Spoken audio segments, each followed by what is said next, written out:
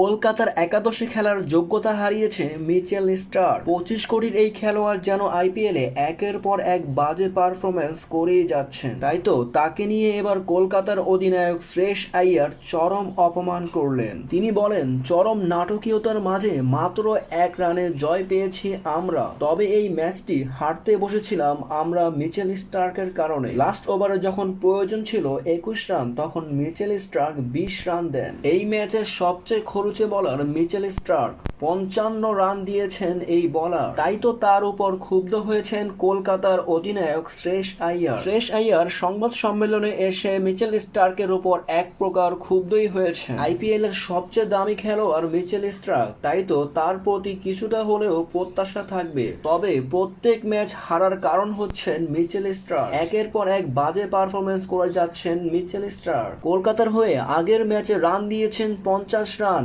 তবে এই ম্যাচেও রান দিয়েছেন 55 রান। প্রত্যেক ওভারে এভাবে রান বিলিয়ে দিয়ে আসলে ব্যাটসম্যানদের তাকে কলকাতার একাদশে খেলার যোগ্যতা হারাতে হবে, এমনটাই বললেন শ্রেয়স আইয়ার। তবে আরো জানতে এই চ্যানেলটিকে এখনই সাবস্ক্রাইব করুন।